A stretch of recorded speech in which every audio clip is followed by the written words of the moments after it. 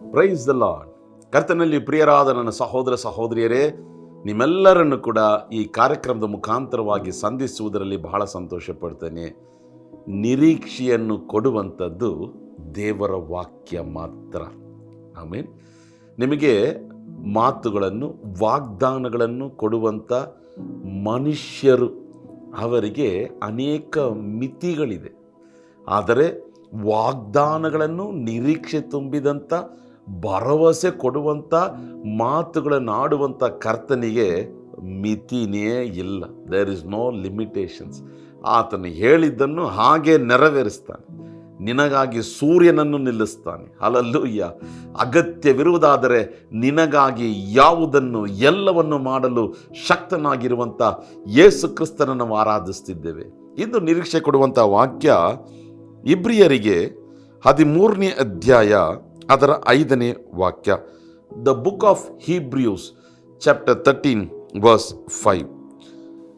ನಾನು ನಿನ್ನನ್ನು ಎಂದಿಗೂ ಕೈ ಬಿಡುವುದಿಲ್ಲ, ಎಂದಿಗೂ ತೊರೆಯುವುದಿಲ್ಲವೆಂದು ದೇವರು ತಾನೇ ಹೇಳಿದ್ದಾನೆ. ಹಲ್ಲೆಲೂಯಾ.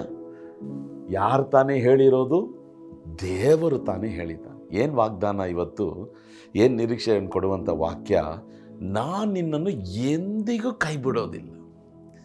ಮನುಷ್ಯನ ನೋಡ್ರಿ, ನಂಬಿಕೆಯ ಮಾತುಗಳನ್ನಾಡಿ ನಿರೀಕ್ಷೆ ಕೊಡುವಂಥ ಸುಂದರವಾದಂಥ, ಚಂದವಾದಂಥ ಮುದ್ದು ಮಾತುಗಳನ್ನು ಆಡಿ ಅವನು ಕೈ ಬಿಟ್ಬಿಡ್ತಾನೆ. ಉದಾಹರಣೆಗೆ, ಎಷ್ಟೋ ಹೆಂಗಸರು ತಾವು ಪ್ರೀತಿ ಮಾಡಿದಂಥ ಅಥವಾ ಪ್ರೇಮ ಮಾಡಿದಂಥ ಹುಡುಗರನ್ನು ಕೈ ಬಿಟ್ಟಿದ್ದಾರೆ. ಅವರು ಇಬ್ಬರು ಪ್ರೀತಿಸುವಾಗ ಮಾತಾಡೋದು ಒಂದು, ಅದಾದ ನಂತರ ನಡೆದುಕೊಳ್ಳುವಂಥ ವಿಧ ಬೇರೆ. ಎಷ್ಟೋ ಗಂಡಂದಿರು ಹೆಂಡತಿಯರನ್ನು ಕೈ ಬಿಟ್ಟಿದ್ದಾರೆ. ಎಷ್ಟೋ ಹೆಂಡತಿಯರು ಗಂಡಂದಿರನ್ನು ಕೈ ಬಿಟ್ಟಿದ್ದಾರೆ. ಎಷ್ಟೋ ಹೆತ್ತವರು ತಾವು ಹೆತ್ತಂಥ ಮಕ್ಕಳನ್ನು ಕೈ ಬಿಟ್ಟಿದ್ದಾರೆ. ಮೊನ್ನೆ ನ್ಯೂಸ್ ಪೇಪರಲ್ಲಿ ಓದಬೇಕಾದ್ರೆ ಹೃದಯವೇ ಅಷ್ಟು ವೇದನೆ ಉಂಟಾಯಿತು. ತನ್ನ ಮಗಳು, 1 ವಯಸ್ಸಿನ ಮಗಳು, ಆ ಸ್ತ್ರೀಗೆ ಒಂದು ಕಳ್ಳ ಸಂಬಂಧ ಇದೆ, ಈ ಚಿಕ್ಕ ಪುಟಾಣಿ ಮಗಳು ಇದಕ್ಕೆ ಅಡ್ಡಿಯಾಗಿದ್ದಾಳೆ ಎಂಬುದಾಗಿ ಮಗಳನ್ನೇ ಸಾಯಿಸಿದ್ದಾಳೆ. ಚಿಕ್ಕ ಮಗಳು, ತಾನು ಹೆತ್ತ ಮಗಳನ್ನು ಹೇಗೆ ಸಾಯಿಸೋಕ್ಕಾಗುತ್ತೋ ಗೊತ್ತಿಲ್ಲ. ಒಂದು ವೇಳೆ ಹೆತ್ತವರು ಮಕ್ಕಳನ್ನು ಕೈ ಬಿಡ್ಬೋದು, ತೊರೆಯಬಹುದು. ಅಥವಾ ಮಕ್ಕಳು ವಯಸ್ಸಾದ ತಂದೆ ತಾಯಿಗಳನ್ನು ಅಥವಾ ಹಿರಿಯರನ್ನು ಕೈ ಬಿಡ್ಬೋದು, ತೊರೆಯಬಹುದು. ಪರಿಸ್ಥಿತಿಗಳು ಬದಲಾಗುವಾಗ ಜನರು ನಮ್ಮನ್ನು ಬಿಟ್ಟು ಹೋಗ್ಬಿಡ್ತಾರೆ. ಆಮೇಲೆ ಹಣಕಾಸು ಇರಬೇಕಾದ್ರೆ ನಮ್ಮ ಸಂಗಡ ಇರ್ತಾರೆ. ನಮ್ಮ ಹತ್ರ ಆರೋಗ್ಯವು, ಮನೆ, ಉದ್ಯೋಗ, ಬಿಸ್ನೆಸ್ಸು, ಸಂಪಾದನೆ, ಆಸ್ತಿಗಳಿರಬೇಕಾದ್ರೆ ನಮ್ಮ ಸುತ್ತಲೂ ಜನರು ಇರ್ತಾರೆ.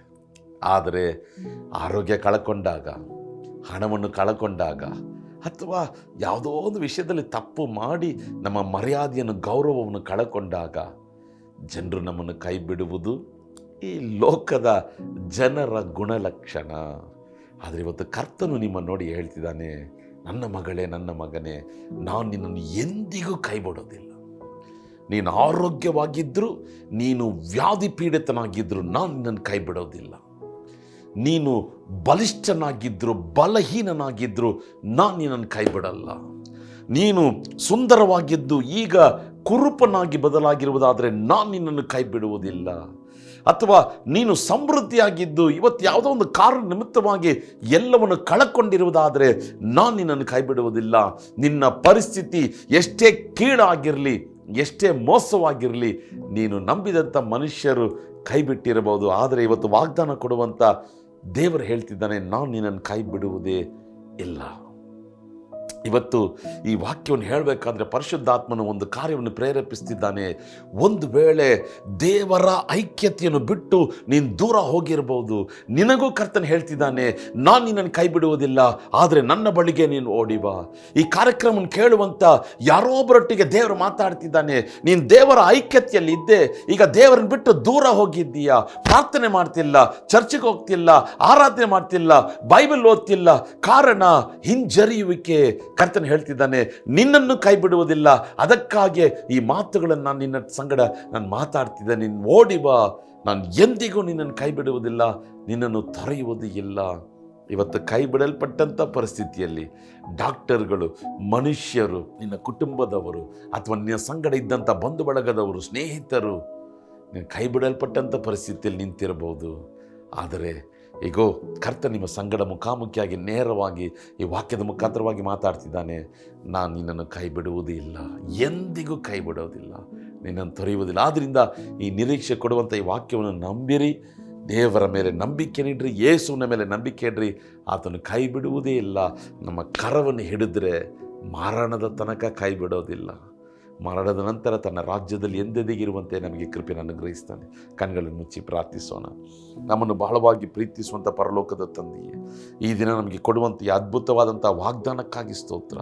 ನಮ್ಮನ್ನು ಕೈ ಬಿಡೋದಿಲ್ಲ ಅಂತ ಮಾತಾಡ್ತಿದ್ದೀಯ, ಹಾಗೇ ನೀವು ನಮ್ಮನ್ನು ನಡೆಸಿ, ಅದಕ್ಕಾಗಿ ಸ್ತೋತ್ರ. ಈ ಕಾರ್ಯಕ್ರಮ ನೋಡುವಂಥ ಪ್ರತಿಯೊಬ್ಬರನ್ನು ಆಶೀರ್ವದಿಸು, ಈ ದಿನ ಪೂರ್ತಿ ನೀನು ಆಶೀರ್ವದಿಸು, ಯೇಸುವಿನ ನಾಮದಲ್ಲಿ ತಂದೆ, ಆಮೇನ್, ಆಮೇನ್. God will never leave you nor forsake you. Have a blessed day. Amen.